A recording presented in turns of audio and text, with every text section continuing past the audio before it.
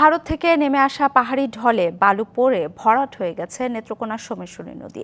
এখন সামান্য ঢলেই উপচে পড়ে নদীটির দুই কূল। বালু পড়ে নষ্ট হয়ে গেছে দুই তীরের অন্তত 50টি গ্রামের ফসলি জমি। উচ্চ আদালতে রিটের কারণে 1 বছর ধরে বন্ধ রয়েছে বালু উত্তোলন। পাহাড়ি ঢলে এভাবেই ভেঙে গেছে পথঘাট সহ শত শত ঘরবাড়ি।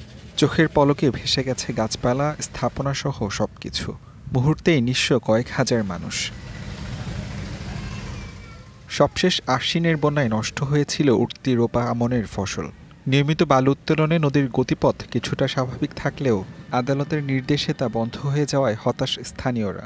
বালিঘাট যে ইজারা মহল চালু ছিল তখন বালি উত্তোলন হতো, এখন এটা বন্ধ আছে। বন্ধ থাকার ফলে এই বালি আসা সমস্যা নদী প্রায় মরুভূমিতে পরিণত হয়েছে। নদীতে কাজ করতাম, মেশিন চলতো, তারপরে বালু নিত সবাই। গাং বন্ধ করার কারণে সবাই বেকার বয়ে রয়েছি। নদী তো মরুভূমি হয়ে গেছে গা, ফসল হয় না, মানুষের কাজ কর্ম নাই।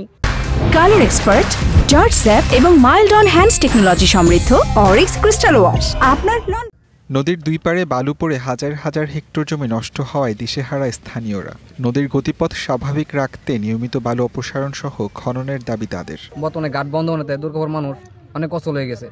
কাজ কাম কিনুভাবেই নাই আমাদের। খনন করতে মানুষ চলতে অনেক সুবিধা হইতো বা পানি চলাচলটা ভালো থাকতো। একটা নিয়মের মধ্যে সমস্যার নদীটা আবার চালু হোক, তাইলে হবে যেটা পাহাড়ি বন্যা আসলেও আশেপাশের গ্রামগুলো ক্ষতিগ্রস্ত হবে না। আদালতের নির্দেশনা পেলেই নদীর বালু উত্তোলন সহ প্রয়োজনীয় পদক্ষেপ নেওয়ার কথা জানান জেলা প্রশাসক। বালু উত্তোলন না করার ফলে নদী ভরাট হয়ে যাচ্ছে, বালুগুলো ফসলের জমিতে চলে আসছে। 5টি ঘাটে ইজারা কার্যক্রম চলমান ছিল, সেটি কোর্টের একটি রিট হয়েছে, সেই রিটে স্টে হয়ে আছে। যেহেতু এটি কোর্টের বিষয়, কোর্ট নিষ্পন্ন না করলে আমরা ওখানে কাজ করতে পারি না। নদীর নাব্য রক্ষায় প্রতি বছর 5টি বালু মহাল ইজারা দেয় জেলা প্রশাসন।